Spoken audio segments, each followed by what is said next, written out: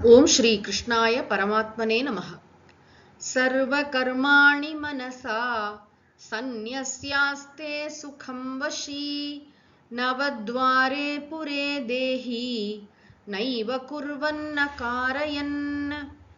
பகவான் ஸ்ரீ கிருஷ்ணர் இந்த 5வது அத்தியாயத்தில் கர்மயோகியையும் கர்ம சந்நியாசியையும் பற்றி கூறி, கர்மயோகி செயல்களை துறக்காமலேயே செயல்களில் பற்றை துறந்து தன்னுடைய கடமைகளை செய்து கொண்டு அதே நேரத்தில் அவன் ஞானத்தை பெற்று, அதற்கு காரணம் என்ன?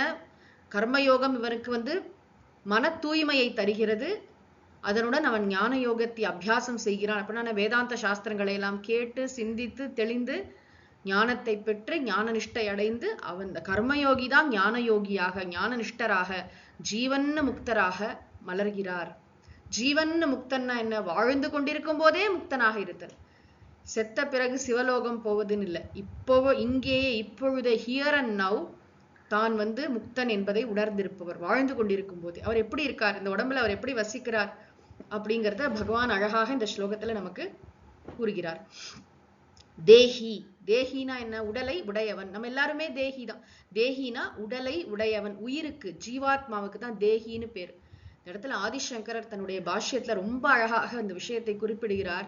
தேஹின்னு ஏன் இந்த ஞானிக்கு மாத்திரம் சொல்றாரு அப்படின்னா, நம்மெல்லாம் சாதாரணமா அஜ்ஞானிகள்கிட்ட கேட்கும்போது எங்க இருக்கேன் அப்படின்னா, வீட்டுல இருக்கேன், ஆபீஸ்ல இருக்கேன், அங்க இருக்கேன், ஏதோ ஒரு ஊர் பேரை சொல்லுவோம் இல்லையா? இந்த ஞானிக்கு தெரியும், நான் என்ற சொல்லுக்கு உண்மையான பொருள் எங்கும் நீக்கமர நிறைந்த தூய உணர்வு.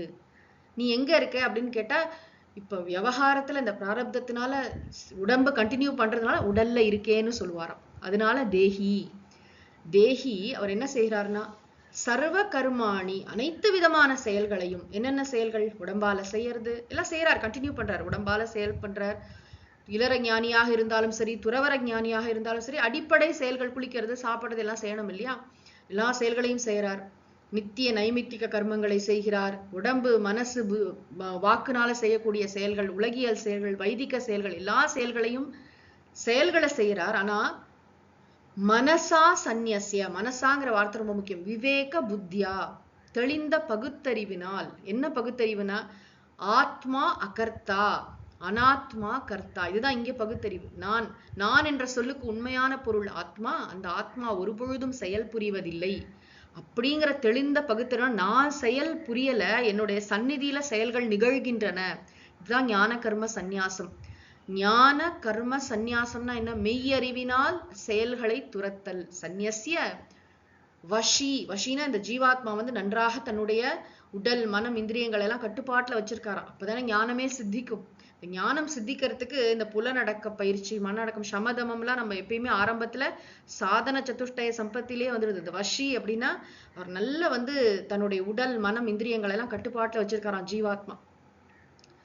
சுகம் ஆஸ்தே, சுகமாக இருக்கிறார், ஆனந்தமா இருக்காராம். எங்க இருக்காருன்னா தேஹி, அதாவது அந்த தேஹி எந்த ஊர்ல இருக்காருன்னா நவத்வாரபுரே.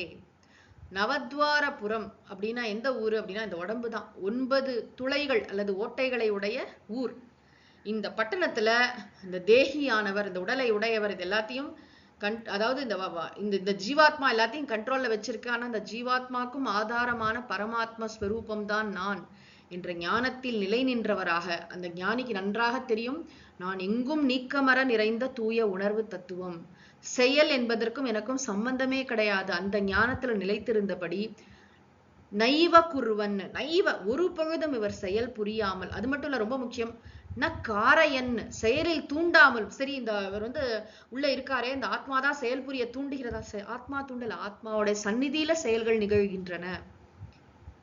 ஆக நான் செயல் புரியாமலும் செயலை தூண்டாமலும் ஆனந்தமாக, சுகம் ஆஸ்தே, ஆனந்தமாக இந்த 9 வாயில் பட்டணத்துல இருக்காராம் அந்த தேஹி. அந்த ஜீவன் முக்தர் இப்படித்தான் வாழ்கிறார் இந்த உடம்புல. அவர் செயல் புரியாம இல்ல, செயல் புரிகிறார். ஆனா என்ன செயல் புரிந்தாலும் அதை அறிவினால் துறந்து விடுகிறார். துறந்து விட்டுட்டு அவர் நன்றாக புலனடக்க பயிற்சி மிக்கவராக, மனதை நன்கு ஆளக்கூடியவராக, இந்திரியங்களை கட்டுப்பாட்டில் வைத்த இந்த ஜீவாத்மா. இந்த ஜீவாத்மாவோட திருஷ்டியில அதெல்லாம். ஆனா நான் அப்படிங்கிற சொல்லுக்கு பொருள் என்ன? தூய உணர்வு, கான்சியஸ்னஸ். அந்த ஆத்மா எந்த செயலும் செய்வதும் இல்லை, எதையும் செய்விப்பதும் இல்லை. எதையும் செய்யாமலும் செய்விக்காமலும் இவர் ஆனந்தமாக இருக்கிறார். சுகம் ஆஸ்தே, ஆனந்தமாக இருக்கிறார் என்பது இந்த ஸ்லோகத்தின் பொருள். ஓம் சாந்தி சாந்தி சாந்திஹி. ஹரிஹி ஓம் தத்சத். சர்வம் ஸ்ரீ கிருஷ்ணார்ப்பணமஸ்து.